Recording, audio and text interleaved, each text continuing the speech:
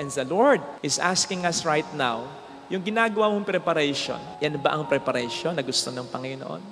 Minamahal natin yung tao in our own terms, in our own standards. Yan ba ang terms at standards na gustong ipagawa ng Panginoon sa atin?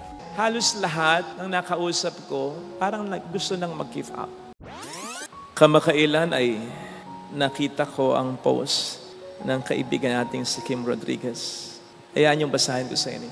Tumaya ako sa iyo, nagtiwala ako sa iyo. Ilaban kita kahit na alam kong talo ako. Pinairal ko ang puso ko kasi sabi niya puso. Ayun, Lats. Ang sait. Noong una, akala ko broken-hearted yata si Kim. Maaring dahil sa manliligaw. Hindi ko alam o kaya kung mayroon na itong boyfriend. So tinanong ko, kapatid, anyari? Broken-hearted? Broken-hearted nga. Pero hindi sa iisa, kundi sa isang grupo ng tao o mga tao. Ang Gilas Pilipinas. At immediately, naintindihan ko siya. Kasi sino ba naman ang hindi matuturog ang puso? Lalong-lalo na kung ikaw isang basketball enthusiast. Napakalakas ng Gilas. On paper, meron kang isang dekalidad na 6th Man of the Year NBA player, Jordan Clarkson. Meron kang Kai Soto. Meron kang 6-time PBA MVP. Meron kang bagong salta pero naging Rookie of the Year ng KBL. Meron kang Dwight Ramos and other talented players. Meron kang mga generous supporters and big bosses, good coaches. Meron kang home court advantage. Kaya sa totoo lang, napakalaki ng chance na nating manalo dun sa una nating 3 laban, especially against Angola. Pero anyari? Para tayong nanuno sa punso, hindi malaman kung ano ang gagawin. At anong dahilan? Again, lack of preparation pa rin. Marami ang nagbubu kay Coach Chat. Sabi, palitan na daw. Halimbawa, ni Coach Top Baldwin. Pero sa palagay ko, kahit si Phil Jackson ang mag-coach sa atin, with this kind of preparation, among locals, kulang na kulang, and with our big guns, mas kulang na kulang, 1-2 buwan, ay wala pa rin tayong mararating. Hindi nyo ba nakita? Walang fluidity. Walang magandang passing. Walang magandang execution. Hindi mo pwedeng sabihin, buhaya si Jordan Clarkson. Hindi. Hindi. It's just that hindi siya pamilyar sa mga laro ng kasama niya. Kung paano ang mga kasama niya ay hindi rin pamilyar sa laro niya. Ang basketball, it's a team effort. Hindi one-man game yan. Tingnan po ninyo. Yung mga tumalo sa atin, lalong-lalo na yung Italy, ang ganda, touch passing lang. Lahat tumitira, lahat may tirada. At bakit? Maganda ang preparation nila. Ang hirap sa atin, ang nakikita lang natin ay yung tagumpay ng isang tao, grupo ng mga tao. Ang hindi natin nakikita, yung mas malaking bahagi noon, yung magandang preparation, yung hard work, yung sacrifices, yung mga pawis at dugo na bumuhos, yung mga luha na pumatak, yung mga gusto nila na kanilang i-give up upang maabot nila ang kanilang pangarap. Yung tagumpay nila, it's just the tip of the iceberg. Alam natin yung tip, konti lang, pero yung kabuuan ng iceberg, nasa ilalim niya. Yun yung preparation, yun yung sakripisyo. Yun ang wala tayo. Ang tagal na natin gustong manalo sa World Cup. Yan ang dahilan kung bakit dito natin ginawa sa atin ang FIBA World Cup. In fact, tayo ang may isa sa pinakamatandang basketball tradition. Ang PBA natin, ang isa sa kakaunti na lang na pinakamatandang basketball league sa buong mundo, ha? Pero bakit hanggang ngayon, talo pa rin tayo ng talo? Bakit? Kasi we keep on repeating the same mistake. Hindi ba? Pwede bang maging iba ang resulta kung ganun at ganun ang ginagawa natin? We don't really prepare.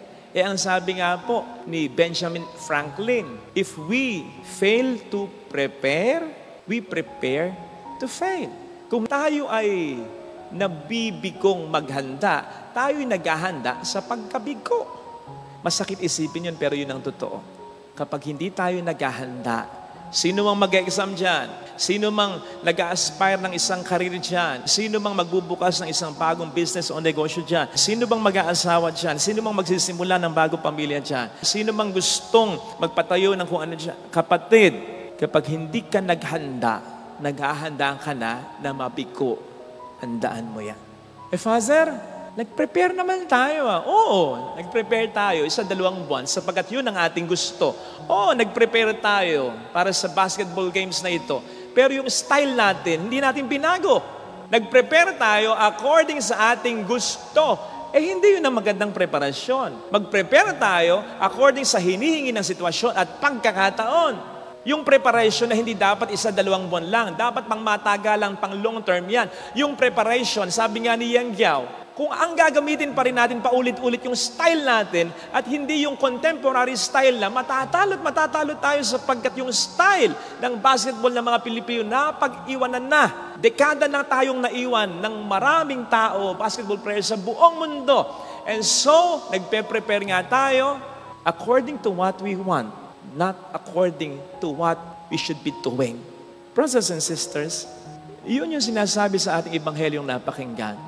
Tama, sabi dito, maghanda. Pero sa papaanong paghahanda? Sa paraan na hindi gusto ng alipin, kundi sa paraan na gusto ng Panginoon ng alipin. Mapalad siya, sabi dito, kung yung aliping yon, dumating ang kanyang Panginoon na ginagawa ang kalooban ng kanyang Panginoon. Ang basic meaning ng slave sa Bible is someone who always does the will of his master. Sapagkat pag-aari siya ng kanyang Panginoon, ng kanyang amo. So dapat ang gagawin niya, hindi yung gusto niya, kundi gusto ng amo niya. Yun ang preparation. Kaya nga, when it comes to preparation, it involves discipline. Inasmuch as hindi naman sa lahat ng pagkakataon, gagawin natin ang gusto natin. Si Kobe Bryant, in one of his interviews, ang sabi niya, may mga pagkakataon na gusto niya mag-party-party na lang at wag nang mag-practice. Pero makikita mo, according to many reviews, si Kobe, nagpa-party halimbawa, yung mga kasama, pupunta sa isang lugar para sa isang game. Makita mo nagpa-practice yan.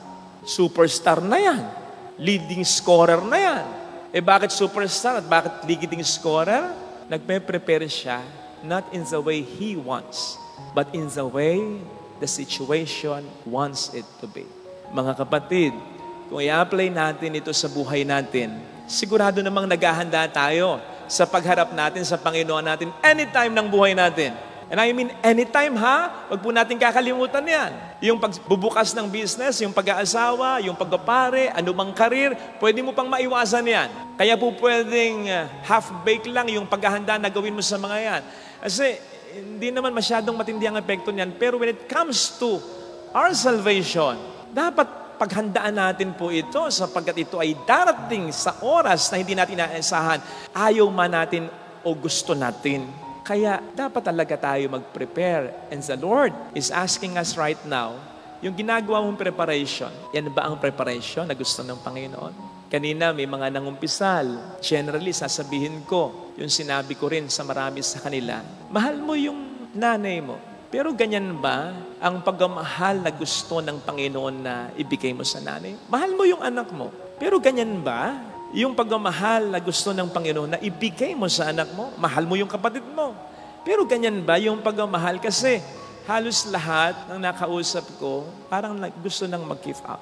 Certainly, hindi ganyan ang gusto ng Diyos na pagmamahal. Yung ikaw ay mag-give up. Certainly, ang gusto ng Diyos na pagmamahal na ibigay mo, lalong-lalo na sa mga taong mahalaga sa iyo, ay yung itodo mo pa ng husto. Sapagkat madalas, kaya nag-give up tayo, ay sapagkat meron tayong mga sariling gusto. Dapat ganito gawin niya. Dapat ganito ang maging pagtanggap niya sa pag-aalaga ko sa kanya. Dapat ganito siya. Ayun minamahal natin yung tao in our own terms, in our own standards. Yan ba ang terms at standards na gustong ipagawa ng Panginoon sa atin? Ako lang, nagtatanong din ako, yung ginagawa natin ito, ako'y pare, nagmimisa, nasa social media, ito ba yung gusto ng Panginoon na ginagawa ko? O may gusto pa siyang ipagawa sa akin? Mga kapatid, maghahanda na lang din naman tayo, katulad ng paghahanda natin sa FIBA World Cup. Sulitin na natin. Buhusan natin ang dapat natin gawin. Gawin na natin ang dapat natin gawin. At ganun din sa paghahanda natin, sa pagharap natin sa Panginoon natin. Upang, sabi nga ng Bible, ay huwag namang mangyari sa atin, kapag tinimbang tayo, ay huwag nawa tayong kulangin. Sapagkat ang lahat ay ibinigay, ibinuhos natin. Yun ang preparasyon na sigurado ko, inaasahan ng Panginoon sa atin. Hindi yung gusto natin, kundi yung gustong preparasyon ng Diyos na gawin natin. Ito sana ang hilingin nating biyaya sa banal na pagdiriwang natin. Ilagay natin ang ating kanang kamay sa tapat ng ating puso. Sapagkat mahirap yung humarap tayo sa Panginoon, excited, pero sasabihin niya sa atin, kulang yung ginawa natin. Alam kong may magagawa ang Diyos. Alam kong may magagawa Makapangyarihan siya. ang Diyos. Alam kong may magagawa ang Diyos. Alam kong Walang imposible sa magagawa ang Diyos. Kung ako'y magtatapat, Kung ako'y magtatapat sa Kaniya'y maglilingkod. Sa Kanya'y maglilingkod. Alam kong may magagawa ang Diyos. Hindi ako magtutulog. May magagawa ang Diyos. Alam kong diringin ng Diyos ang samo. Alam kong Sapagkat mahal niya. diringin ng Diyos ang samo ko. Alam kong diringin ng Diyos ang samo. Alam kong diringin ng Diyos Sapagkat anak niya. ang samo ko. Kung ako'y magtatapat, Kung ako'y magtatapat sa Kaniya'y maglilingkod. Sa Kanya'y maglilingkod. Alam kong diringin ng Diyos ang Alam samo. kong diringin ng Pakipikit natin ang ating mga mata. Panginoon, narito ako hindi dahil sa hindi ako nagmamahal. Alam mo ang sakripisyo ko, lalong-lalo na para sa pamilya ko. Alam mo po, Panginoon, hindi ko man ipangalandakan ang mga ginagawa ko para sa kanila at maging sa ibang tao. Narito ako para itanong, ano pa ba, Panginoon, ang kulang? Tulungan mo ako maging honest sa sarili ko at makita ang mga pagkakamali ko, hindi man pagkakamali, kundi yung kakulangan ko. Nagmamahal ba ako according sa gusto ko or according sa gusto mo? Panginoon, hindi ko man maisip kung paano ko gagawin yung according sa gusto mong pagmamahal. Alam kong tutulungan mo ko. Sige, isinusuko ko ang sarili ko. Tulungan mo ko. Hallelujah. Nagawin ito. Pahabain pa pasensya ko. Palawakin ang pangunawa ko. Palakihin pa ang puso ko. Mamahal ko pa kahit paano yung sapagkat minsan parang wala na akong ibibigay. Parang sakat na. Parang sakit na. Hallelujah. Pero habang ako'y nabubuhay, alam kong meron pa. Sapagkat meron pang problema. Alam kong habang nandyan ang problema, hindi mawawala ang grasya. Babalik ang Panginoon upang tayo ay kaya mula ngayon panghahawakan ko. Mayroong magandang mangyayari sa akin sa'yo. Higit pa sa inaasahan mo, blessings will come. It will overflow sa lahat ng mga gustong sumunod sa utos ng Panginoon, sa gusto niya, sa standard niya, sa terms niya. Tulungan mo ako, Panginoon, na gawin ito. Mayroong magandang mangyayari sa iyo. Gagawin ko. Tulungan mo kung lalapit kay Jesus. Kung lalapit kay Jesus.